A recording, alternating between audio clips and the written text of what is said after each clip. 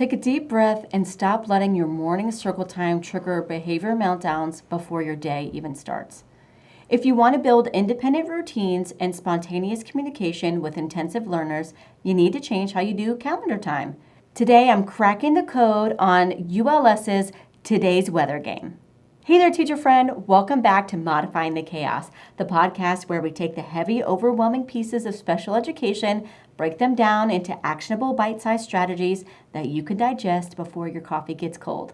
I'm your host, Beth, and today we're tackling the very first hurdle of the school day, morning meeting. Specifically, I want to talk about calendar time. Now, let's take a moment and I want to paint a mental picture for you.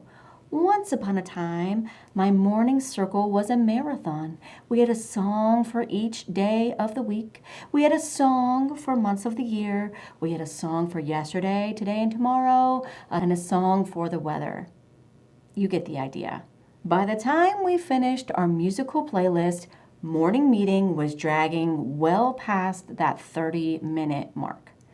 And as we all know, intensive K-2 learners cannot maintain focus for that long because the routine would drag, the students didn't like the songs, behaviors would skyrocket right at the start of the day. And let's be real, nobody wants to manage a major behavioral meltdown first thing on a Monday morning.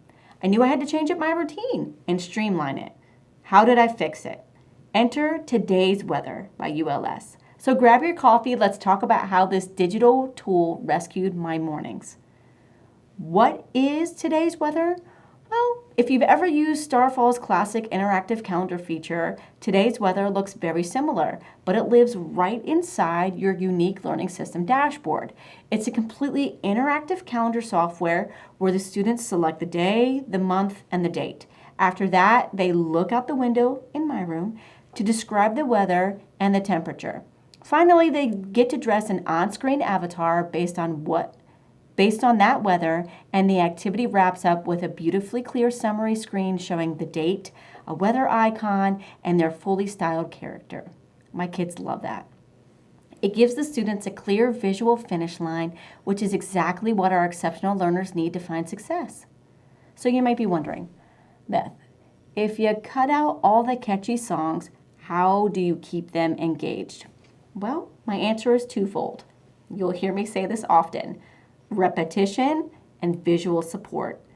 I heavily rely on that dedicated, you know it, calendar communication board. I'm a firm believer in low-tech communication hacks. It's a part of our job description to foster spontaneous communication wherever we can get it. This board is my secret weapon during calendar time. Instead of playing a 3-minute song for days of the week, we point to our boards and we say the days. Short, sweet, and focused. Instead of a month song, I chant them rhythmically while they point and say it on their board.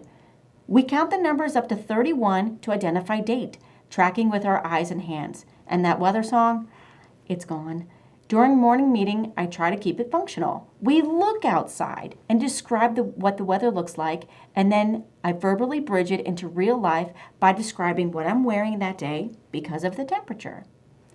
The beauty of replacing unpredictable musical transitions with this strict, repeatable digital routine is that it becomes highly predictable. Once that routine is established, I completely step back and appoint a student calendar helper to run the board. My kids absolutely thrive on leadership in this classroom job. And because of today's weather, it keeps the visual prompts moving forward. Once the routine is locked in, literally anyone can walk into the room and run this segment smoothly. That includes substitutes or paraprofessionals. So let's address the part of today's weather that gives type A teachers anxiety, dressing the avatar. Do I stress when a student decides to put a tank top and shorts on the avatar when it's literally freezing outside and you see snow? No, absolutely not. This is not the hill I decide to die on at 8:15 a.m. Instead of turning it into a compliance battle or forcing a correction, I use it as an authentic whole group communication opportunity. I look at the smartboard and I say, your person is wearing a tank top, but it's snowing outside. Miss Beth did not wear a tank top today because she would be way too cold. Let's take a moment and look at what our friends wore today. Then I visually scan the room and bring my paras or other students into the conversation to highlight what they wore. Some of your kiddos will dress the avatar based on the weather, while others are just going to dress them, choosing their favorite clothing pieces regardless of the climate. Let it go. It gives them a sense of choice and autonomy. Finding out that the student drank blue Mountain Dew before breakfast, that's going to be a hill I die on. But the virtual avatar apparel, nah, I'll let them have their fun. Streamlining your morning circle isn't about removing the joy, it's about maximizing behavior boundaries and functional communication. If you want to grab this exact low-tech tool that I pair with today's weather, I've dropped a link to my calendar communication board right in the show notes below to help you ease into a stress-free morning routine. Go check out today's weather on your dashboard. It's under the News to You segment, and keep bringing that amazing energy into your classroom, sensibly modifying that chaos, and I'll catch you on the next episode.